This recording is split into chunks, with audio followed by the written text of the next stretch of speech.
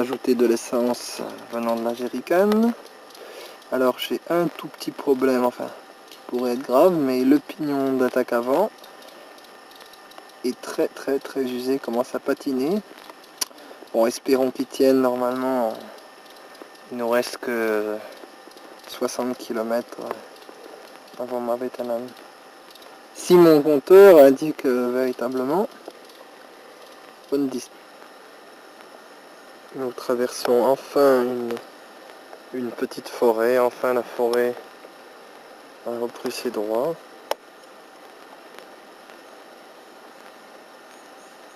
On entend des petits cris, c'est pas impossible que ce soit des lémuriens, c'est fort possible. Il y a aussi des beaux pandanus.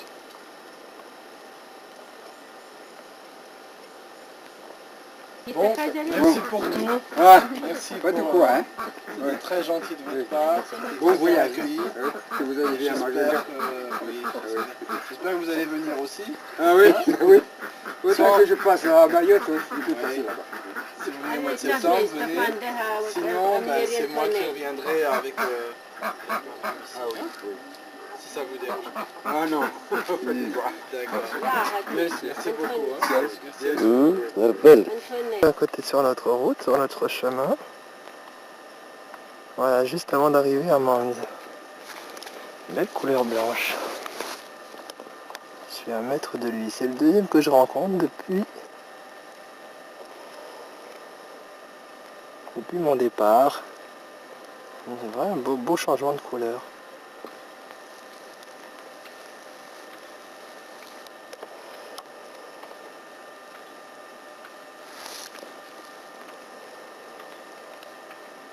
Apparemment, il aime la sécheresse, celui-là.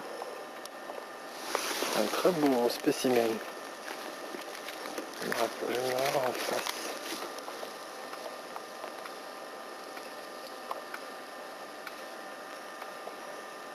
Mauvais réglage carburateur. Voilà, et madame ne veut plus avancer. Je suis à 15 km de Mandritar. Et je crève sous la chaleur. Je perds mon souffle. Bon, alors on va essayer de vérifier la bougie, la pousser comme ça. Enfin, lundi 30 ou 31 octobre 2000, le pont de la Souffle. La très bonne route goudronnée, mais attention aux ébus parce qu'il y en a pas mal. Très bonne route goudronnée sans trou.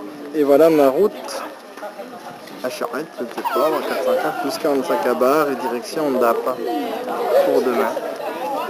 On va faire une parade donc quelques kilomètres après le croisement. Nous longeons la Soufia, pas très loin de sa source. Nous longeons ces superbes montagnes. Et là j'ai droit à 78 km de plaine comme ceci. À suivre la rivière Soufia. Ça devrait pas être trop difficile la piste en principe. Qu'est-ce qu'il y a? On filme. Hein? Il se filme, caméra. Voilà, alors quelques passages difficiles. Quelques montées très rocheuses. Bon, c'est une piste à 4x4. Hein. Et bien sûr pour les charrettes à bœufs apparemment. Et les vélos, oui, il y a monsieur là. Il passe en vélo Mondays. Allô, lequel? Soufia. Voilà, quelques passages difficiles. Pour rejoindre normalement la route qui va à Belaloun, directement. Voilà, assez pénible avec beaucoup de bosses. On longe pour l'instant la rivière. Je pense que je ne me suis pas encore trompé. Mon camion, beaucoup trop petit, alors je sais pas si c'est vraiment la bonne piste. Ah, je sais pas si ça va nous mener tout ça. C'est maintenant, c'est ces 25 derniers kilomètres que personne ne fait, ni en moto, ni en voiture, ni en camion, parce qu'il faut traverser l'Amparilly, mais apparemment, je me suis gouré quand même quelque part, parce que j'aurais dû prendre une pirogue et traverser l'Amparilly. Et là, je suis condamné à faire cette route sur Ambalapès. C'est terrible, entre les rizières et tout. Bon, là, j'ai de l'eau jusqu'au genou, c'est pas trop grave. Terrible, c'est presque le risque d'avoir une roue et la moto en l'air. Et j'ai pas le choix. Apparemment il n'y a plus que cette route, si on peut dire une route, ce sentier pour en bas la peste. Nous sommes maintenant bien loin, juste à côté. En principe demain, si c'est bien celle-ci.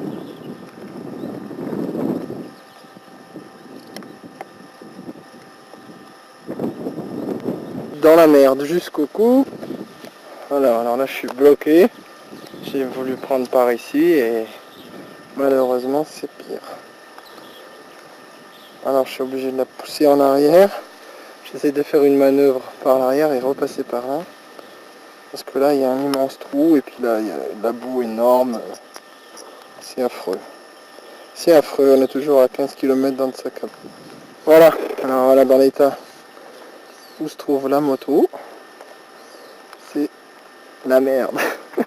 Oh Dieu, mon Dieu. C'est dingue. Elle est complètement dingue. Ça devient dingue. Il est temps que j'arrive sur extrême prudence parce que attaché à rien du tout. Et la bonne surprise, la totale, c'est pour aujourd'hui.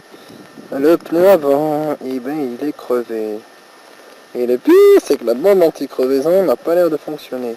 Pourquoi j'arrive pas à la faire fonctionner. Donc ce qui fait que je roule avec un pneu. Enfin il reste un petit peu d'air. Et puis pour mon souffle aussi, et normalement encore quelques kilomètres et on arrive. Alors je sais pas si c'est encore là-haut ou là ou à droite ou à gauche. Début de la montée de Lanzanaribe. Alors comme vous voyez, des fois il y a la saison des pluies, bonjour, c'est comme un fleuve, des tranchées énormes. De 1,50 m et j'en aurai sûrement là-haut, encore plus haut. Je vais commencer à bien monter. Alors rendez-vous le traverse et entre les tranchées, j'ai fait une erreur. La moto a reculé et je suis tombé tranquillement. Voilà, deuxième chute du voyage, mais sans gravité. C'est Lanzanaribe à 2064 mètres. Ça m'étonne d'être déjà au sommet, mais c'est possible. C'était là qu'on s'était arrêté avec le camion. Une petite pause. Une petite pause SACAF. Ici.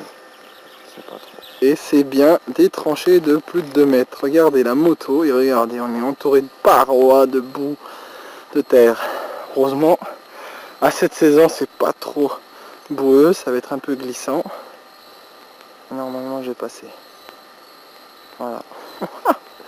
C'est dingue, ça commence. Encore des tranchées de 2 mètres. Là-bas aussi. J'essaye de passer sur le côté droit, mais là avec la montagne c'est pas possible. On va essayer de repasser du côté gauche, sinon au milieu en poussant. C'est la folie. Carrément des gros trous. Moi je vais essayer de passer par le petit chemin à gauche. J'ai pas envie de me payer les ornières. Et voilà, ça continue, ça continue. Voilà, je vais passer par la droite et rejoindre là-bas le virage. Bon, c'est en descente, ça devrait aller plus facilement que je pousse la moto. Pratiquement je pousse la moto comme si c'était de là. Premier blocage de boue. Ça y est, la boue qui colle s'entremêle entre la roue et le garde-boue. Et ça me sert complètement la roue. Alors, je vais l'enlever tranquillement. Mais ça fait partie de la cœur de la forêt de Lanzanaribe. Je pense être près du sommet parce que je commence à bien descendre. Voilà, encore, je vous dis pas, je suis encore en moitié. Je descends tout seul, ça glisse tout seul. C'est incroyable, c'est une vraie patinoire.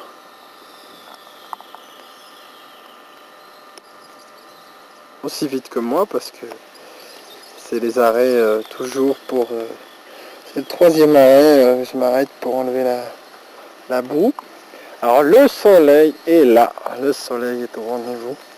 Ça c'est super. Super, il serait temps qu'il sèche un petit peu plus ma route. Mais sinon voilà, les couleurs ressortent de la forêt.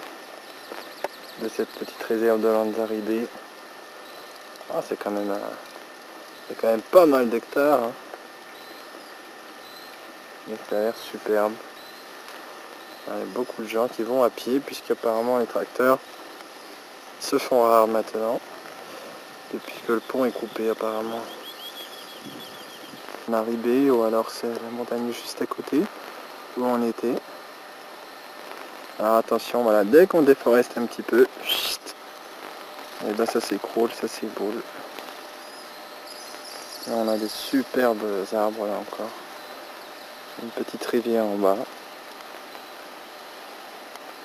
Voilà, et c'est vraiment au bord de ma route, je suis juste à côté. Il y a un vrai précipice à côté de moi. Il y a un hanneton qui vient m'embêter. Que de la moto. Enfin voilà, regardez cette superbe vue de forêt qui n'a pratiquement pas été touchée, celle-ci. Qui n'a pas été touchée à mon avis depuis bien longtemps. Qui a toujours été comme ceci.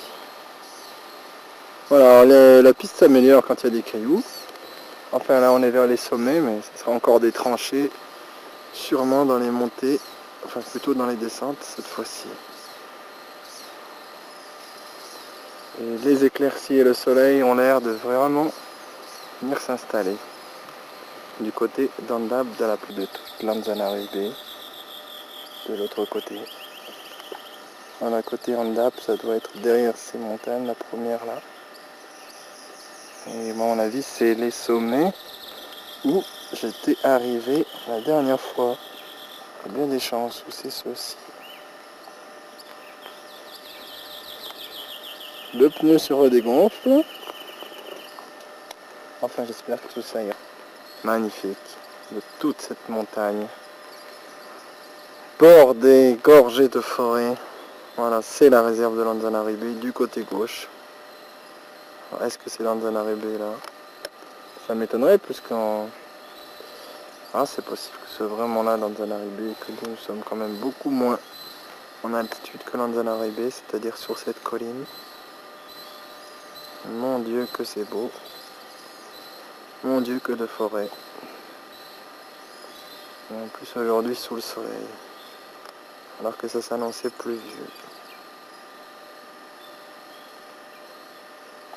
C'est beau, c'est très beau. Alors si je voulais continuer à faire mon trajet 47 Andab jusqu'en Banz, je passerai pas loin de ces montagnes. Et je crois qu'il n'y a aucun sentier qui passe dans cette forêt. C'est vraiment préservé totalement. Voilà.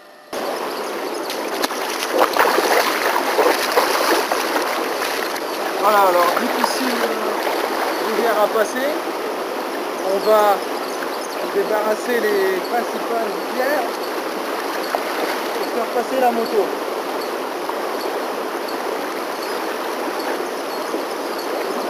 Alors, il y a du courant en plus, c'est pas évident.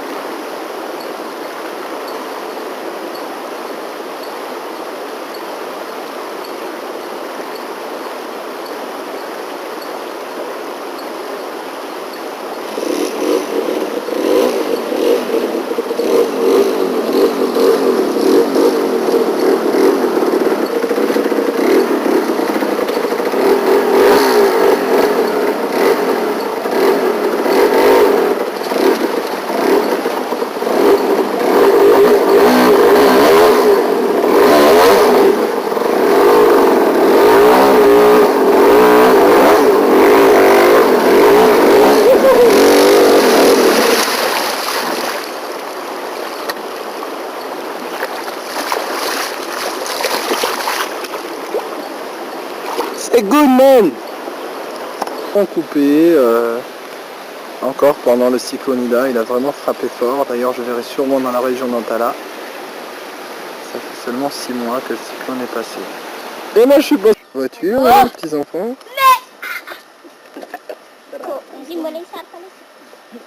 Allez faire. Et c'est parti, voilà.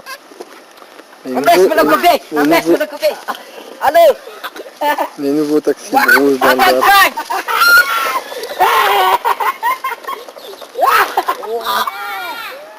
Voilà, on vient de quitter Port-Berger, 4 km après le Goudron, et encore 3 km après, en direction Tsingin, je sais plus quoi là. Et enfin, on vient de trouver cette route pour Madzam. Bonjour, bonjour le Goudron. Voilà, c'est parti pour 65 km de piste, 60 km de piste jusqu'à Madzam.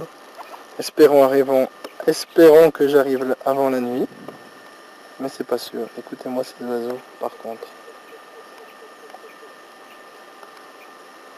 Un superbe vue depuis la montée.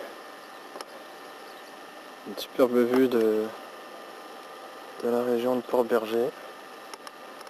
Là-bas au bout. Voilà. Il y a un petit peu de forêt tout autour de ces montagnes. De cette plaine, pardon. Voilà, en direction Madzam. 6 ou 7 km de piste, mais je crois pas qu'on arrivera avant la nuit. Hein. On va sûrement planter la tente, dormir dans un village. Par la terre collante. Et j'arrive pas du tout à avancer. Alors là, j'ai fait que 10 km de piste. Je suis obligé d'attendre que ça sèche, sinon c'est comme les chaussures. C'est impraticable. Voilà, je sens que je n'arriverai pas à Madzam ce soir, ça. C'est pratiquement certain car il est déjà 4. La piste est de revenir sur Port-Berger parce que là, je ne fais absolument rien. Je viens de faire 5 mètres et j'en ai pour 20 minutes à enlever cette terre. Ah, c'est affreux. Jamais vu une boue aussi collante de ma vie. Jamais. Ça n'existe qu'à Madagascar. Regardez. Vous vous rendez compte? C'est incroyable. Même de la colle. Regardez. Ça colle comme ça au tournevis. Ah mais c'est affolant. Affolant. Terrible. On ne peut rien faire. Il est 4h45. Progression 50 mètres. Voyez donc pourquoi. C'est absolument incroyable. Même en première, toute la force de la moto, on ne peut rien contre ça. Contre cette colle, voilà. Alors j'essaye d'atteindre ici l'herbe. Il y a l'air d'avoir un petit sentier pour éviter ce terrible bourbier. Alors c'est marrant parce que il ne pleut plus, on croit que ça sèche, mais au contraire, on dirait qu'il y a de l'eau par en dessous qui remonte. Alors pour vous dire, c'est assez incroyable. Alors le soleil ne se montre pas, alors 9 mois de soleil par an et 2 journées de pluie dans la sécheresse et il faut que ça tombe aujourd'hui. Bon, c'est pas grave. Allez, un petit courage. Et je pense qu'avant la tombée de la nuit, j'arriverai à Port-Berger-Charette. Seule solution pour sortir de ce bourbier. Et maintenant, apparemment, ça a séché, donc je vais pouvoir passer. Voilà. Service, mais un chinois vente d'essence, malheureusement à 5000, mais c'est arrangé parce qu'il me disait 5005. Voilà, la rue principale d'Andilamen. Et après, le plus hard m'attend sur la piste. L'ancienne piste, je suis accompagné des enfants, jusqu'à Mandritsar, pendant 180 km.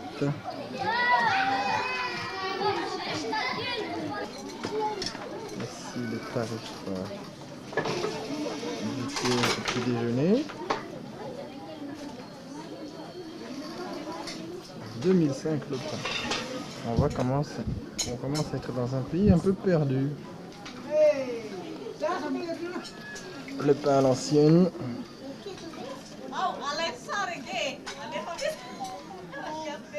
Très bon, qui se conserve bien. Au Mandritsar, mais nous ne sommes qu'à 8 km d'Andriamen et Mandritsar est à 170 km. Voilà, pour l'instant c'est un plateau sympa. Je dirais même que c'est meilleur que la route d'Andilamen vers la fin. Voilà, on traverse des champs de rizières, quelques petites montagnes au loin.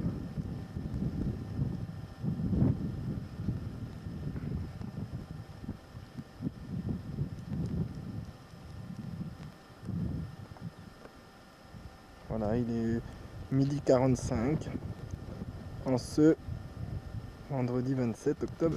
Je ne croise que des vélos. Bon, j'ai vu quand même des traces de tracteurs, mais c'est très sympathique à mettre dans les guides à faire en vélo. Franchement, elle est super.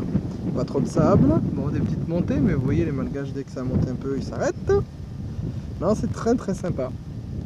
Il fait très beau, pourvu que ça continue. Hein. Si... finir par y arriver avant ce soir, si ça continue. Non, je ne rêve pas quand même. Il reste quand même 160 km de piste, un peu moins, 155. Je pense pas que ce soit du velours comme ça jusqu'à Mandritsar. De suivre des traces comme ça. Alors maintenant, c'est là que ça devient la piste. Maintenant, il s'agit de ne pas se tromper. Alors, est-ce que ce sont vraiment les bonnes traces? C'est fort possible. Et après, j'ai 43 km sans un village. Alors, je me demande bien si c'est la bonne route, mais je pense que c'est là-haut. Voilà. Je vois des... Je vois même peut-être un camion, un tracteur là-bas sur la colline. Espérons que ce soit la bonne route. Bon, il n'y a plus rien dans les rizières. Et donc, on passe à côté. Tila la la Mandritsara! Ati! Ati!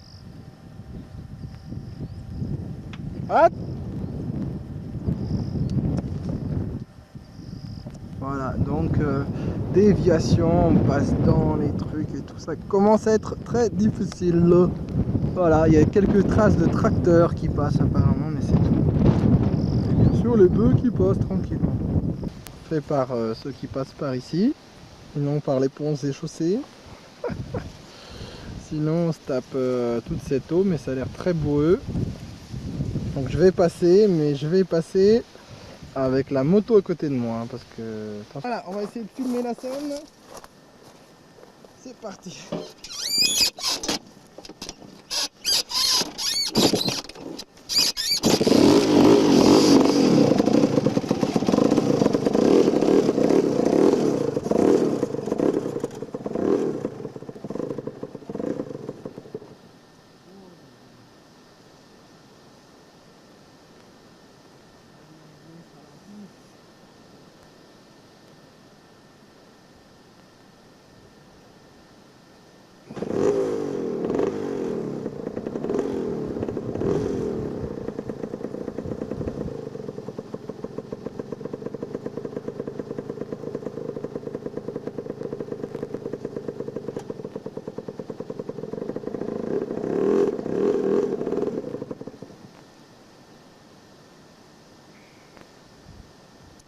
Bon, une méthode. Je suis mal barré. Et là, je suis pas en équilibre.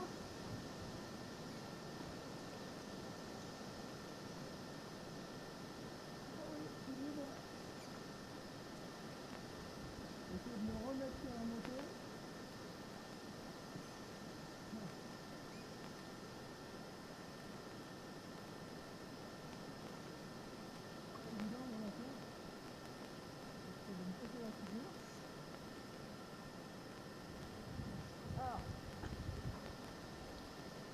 Se remettre sur la moto.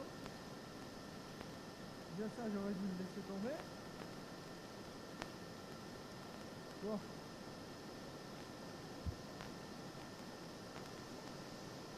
Ça on verra après. Et ça en plus c'est du direct. On ne triche pas.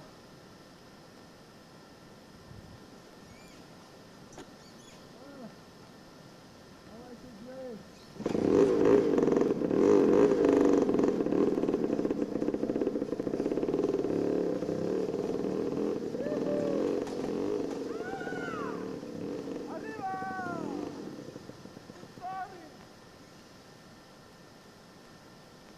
Maintenant, bagage!